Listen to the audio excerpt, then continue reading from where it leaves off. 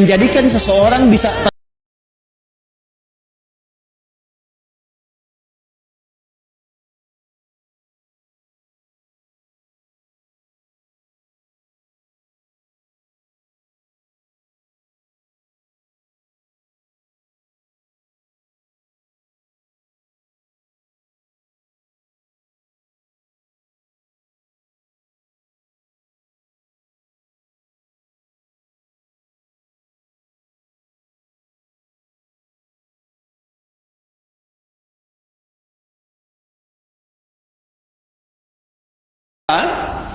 kata fusuk artinya isyan.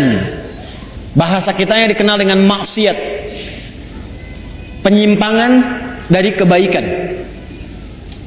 Jadi setiap ada yang menyimpang dari kebaikan atau menolak dari perintah yang harus dijalankan, itu perbuatannya disebut dengan fasaq. Makhluknya disebut dengan fasik, sifatnya, keadaannya disebut dengan fusuk. Iblis yang punya sifat setan itu asalnya jin yang sangat taat, sangat taat. Sampai ada riwayat menyebutkan saking taatnya kepada Allah, maka malaikat menyifatinya dengan Azazil, makhluk yang terhormat karena rajinnya ibadah kepada Allah. Cuman karena satu kejadian dia bergeser dari ketaatan, tidak mau menaati perintah Allah, menghindar dari perintah. Diminta oleh Allah hormat kepada Adam, sujud hormat kepada Adam. Jadi bukan persoalan sujudnya, persoalannya ini perintahnya. Jadi ketika dia tidak menunaikan perintah, menolak perintah itu dan tidak mau menaati karena maksiat, maka disebut oleh Quran berubah dari taat menjadi fasaq. Maka turunlah Quran surah ke-18, surah Al-Kahf yang biasa kita baca di Jumat itu selain Yasin. Ayat 50 paling kanan pertengahan. Wa idh qulna lil malaikati isjudu li Adam fasajadu illa iblis. Siapa itu? Kana minal jinni fafasaqa. Fafasaqa an amri rabbi. Asalnya kata Al-Quran, iblis itu dari jin yang sangat taat. Dari mana taunya taat? Karena lawannya fasak ini. Fasak itu lawannya taat. Apa ayuti wa taat.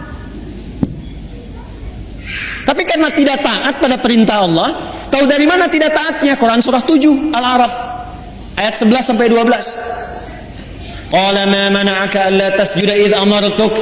Hei kamu, kata Allah, kenapa kamu enggak taat ketika aku perintahkan untuk sujud? Apa yang mencegah kamu untuk hormat pada Adam ketika aku perintahkan? Kata Allah, hei iblis, bukan masalah sujudnya, ini perintahku, kenapa enggak mau taat? Maka iblis menjawab, ana khairum minhu khalaqtani min narin wa khalaqtahu min tin. Aku lebih hebat dibandingkan dengan dia. Kau ciptakan aku dari api, dia dari tanah. Enggak level, yang tinggi hormat ke bawah. Membawa kesombongan kepada diri itu namanya istakbar. Istakbar, menampakkan kesombongan namanya takabur.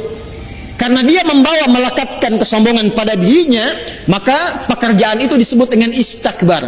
Enggan, tidak mau disebut dengan aba. Kenapa? Karena istakbar. Quran surah kedua Al-Baqarah ayat 34. Wa idh qulna lil malaikati isjudu li Adama fasajadu illa iblis aba wastakbar wa kana minal kafirin.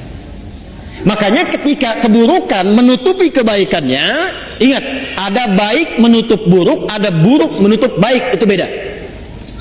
Kalau baik, ini pakaian baik, menutup yang buruk. Ada bagian tubuh kita yang gak enak dipandang, buruk.